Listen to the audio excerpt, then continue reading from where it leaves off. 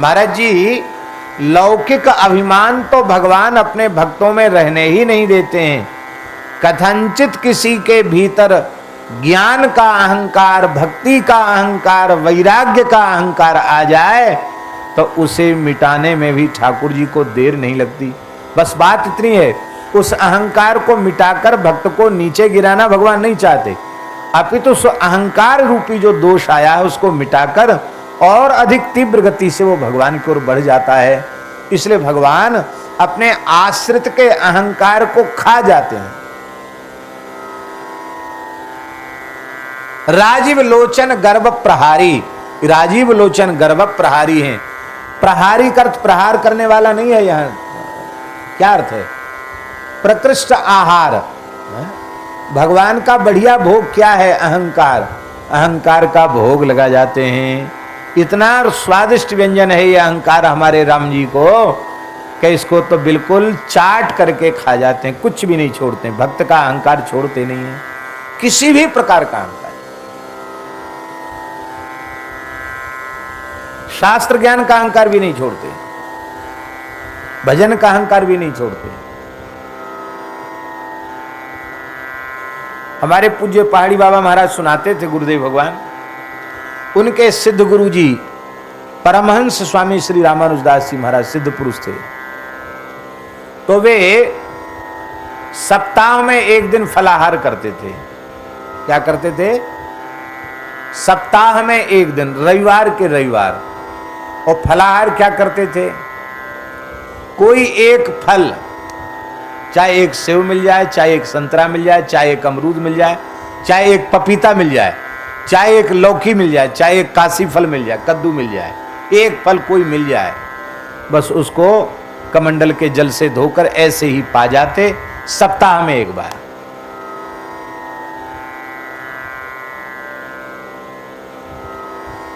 और बड़े उच्च कोटि के महात्मा थे, भगवत प्राप्त संत थे, जीवन मुक्त भगवत प्राप्त महापुरुष थे। महाराज जी तो उनके जीवन की बहुत सी विलक्षण घटनाएं सुनाते हैं।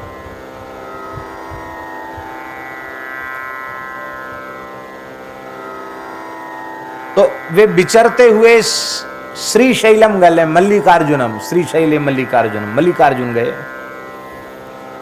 तो वहां आज भी बड़ा सुंदर जंगल है, और ये बात तो लगभग 100 साल पुरानी होगी या इससे भी अधिक पुरानी हो सकती है, 100-125 साल पुरानी बात होगी। उस समय कितना घोर जंगल रहा होगा। पूज्य श्री परमहंस रामानुजदास जी महाराज को वहां बहुत अच्छा लगा, पर उनके मन में कुछ दिन से एक भाव घर कर गया था।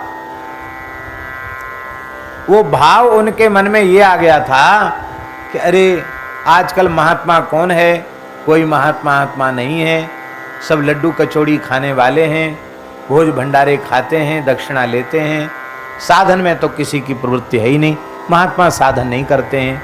ये उनके मन में आ गया था। मैं देखो सप्ताह में एक दिन फलाहार करता हूँ, ये बात उनके मन में आ गई थी। एक महात्मा मिले, बोले एक लंगोटी उनके शरीर पर अखंड विभूति, और महात्मा बोले वाह भाई बहुत अच्छे मिले आप, यहाँ पहली बार है? बोले हाँ पहली बार आए हैं। तो यहाँ जंगल में बड़े बड़े दिव्य स्थल हैं, हम आपको सब जगह घुमाएंगे, दर्शन कराएंगे। बोले हाँ ठीक है चलो। तो 1 महीना तक पूरे जंगलों में पैदल घुमाया उन्होंने, और प्रति रविवार को एक फल, कोई बड़ा सा फल वो उनको दे देते, लो आप फलाहार कर लो, स्वयं कुछ नहीं लेते। महीना भर तक रहे, उनको कभी कुछ खाते या पीते देखा ही नहीं, ना अन्न न जल न फल, कुछ नहीं, ऐसे प्रसन्न। दोनों महात्मा अलग अलग शिला पे बैठ के ध्यान करें, बस ध्यान करें। महीना भर हो गया। जब पूछना चाहें कि आप बड़े विचित्र महात्मा हो, आखिर कुछ खाते पीते नहीं, कैसे चलता है, और बोल नहीं पाए उनसे। महीना भर पूरा हो गया, और एक दिन देखा कि बगल की शिला पर बैठकर वो भी ध्यान कर रहे थे, इधर वो भी ध्यान कर रहे थे। ध्यान करके इनके नेत्र तो खुल गए, तो देखा वे अभी ध्यान में बैठे हुए हैं। उनकी ओर देखने लगे कि आज जैसे ये उठेंगे तो उठते ही हम इनसे पूछेंगे कि आप अपना पूरा परिचय दीजिए। बस ये सोच ही रहे थे कि वे महात्मा बैठे बैठे अंतर्धान हो गए। लुप्त हो गए, अदृश्य हो गए। अब इनको बड़ा आश्चर्य हुआ कि आखिर ये कोई दिव्य महापुरुष थे, महीना भर मेरे ऊपर कृपा करके मेरे साथ थे, ये कहाँ चले गए।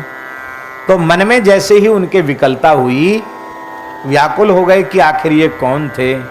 तो पुनः ध्यान में जैसे ही वे उतरे तो क्या देखा, साक्षात भगवान शिव पधारे और बोले, महात्मन तुम्हारे भीतर यह अहंकार आ गया था कि मैं सप्ताह में एक दिन एक फल खा करके रहता हूँ, तो तुम्हारे इस अहंकार को तोड़ने के लिए मैं ही संत वेश में, योगी के वेश में तुम्हारे निकट आया, अपने क्षेत्र का तुम्हें दर्शन कराया। अब तुम इस क्षेत्र में कुछ समय निवास करो। यहाँ हजारों ऋषि मुनि महात्मा आज भी ऐसे हैं जो केवल वायु का आहार करके भजन कर रहे हैं। इसलिए यह अहंकार मत करो कि हम सप्ताह में एक दिन फलाहार करते हैं।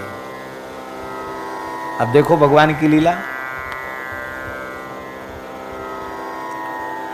एक जीवन मुक्त भगवत प्राप्त महापुरुष ने ये बात कही कि मुझे अपने जीवन में अपनी त्याग तपस्या का, वैराग्य का अहंकार हो गया था।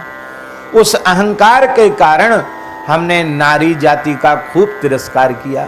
चल हट। हम जीवन भर छाया से बचे। और उन महापुरुष ने कहा कि पूरे जीवन पर्यंत जिनकी छाया से हम बचे, अब वृद्धावस्था में उन्हीं की सेवा हमें प्रिय लग रही है। और यह भी नहीं कहा, यह भी कहा किसी विरक्त साधु को, किसी साधक को स्त्री शरीर के द्वारा प्रत्यक्ष की गई अपने शरीर की सेवा यदि प्रिय लगती है तो उस साधक का इससे बड़ा दुर्भाग्य और कोई दूसरा नहीं है। ये स्वयं उन महापुरुष ने कहा और हमने ये बात पूज्य गुरुदेव भक्तमाली जी को बताई। महाराज जी ने कहा, महापुरुष ही सत्य का उद्घाटन कर सकते हैं। तो वे स्पष्ट कहते थे कि मुझे जो अहंकार हो गया था, इस अहंकार के सहित राम जी अपने चरणों में नहीं बुलाना चाहते, इसलिए मेरे अहंकार को तोड़ने के लिए राम जी ने ये लीला की है। किसी चीज का अहंकार मत करो। और ये अहंकार भगवान की कृपा से दूर होगा। महाराज जी, कथा क्यों सुननी चाहिए? कथा इसलिए सुननी चाहिए, कथा श्रवण के बिना साधकों के चित्त में अभिमान पलने पुसने लग जाता है। मैं ये करता हूं, मैं इतने बजे उठता हूं, मैं इतना कम खाता हूं, मैं तो कुछ खाता ही नहीं हूं, मैं पैसा नहीं छूता हूं, मैं पैर नहीं छुआता हूं, मैं फोटो नहीं खिंचाता हूं। ये नियम तो सब अच्छे हैं, लेकिन यदि ये बातें मन में घर कर रही हैं तो ये अच्छी बातें नहीं हैं। ये सारे अहंकार कथा सुनने से नष्ट होते हैं। श्रद्धाई फूले लो उबटनो श्रवण कथा, मैल अभिमान अंग अंगनी छुड़ाइए। इसलिए हमने पहले भी कहा और पुनः कह रहे हैं, जितने जीवों के कल्याण के साधन हैं, उन समस्त साधनों में सर्वोपरि सत्संग है। सत्संग से जैसी चित्त शुद्धि होती है, वैसी चित्त शुद्धि अन्य किसी साधन से नहीं होती। इसलिए सारे साधन करते हुए सत्संग के प्रति आग्रह नहीं, परमाग्रह रखना चाहिए। हम सब कुछ छोड़ देंगे, खाना पीना और जो कुछ हमारा नियम है उसे भी एक बार हम नमस्कार कर लेंगे, किंतु सत्संग हो रहा होगा तो लाख करोड़ काम छोड़ करके भी सत्संग करेंगे, सत्संग का त्याग नहीं करेंगे। क्योंकि सत्संगेन ही दैते यातु धाना खगा मृगा बहवो मत पदवीम याता त्वाष्ट्र काया धवादया। एकादश स्कंद में उद्धव जी ने कहा, आज तक जो भी साधक जीव मेरे चरणों तक पहुंचे हैं, उसका एकमात्र हेतु है सत्संग।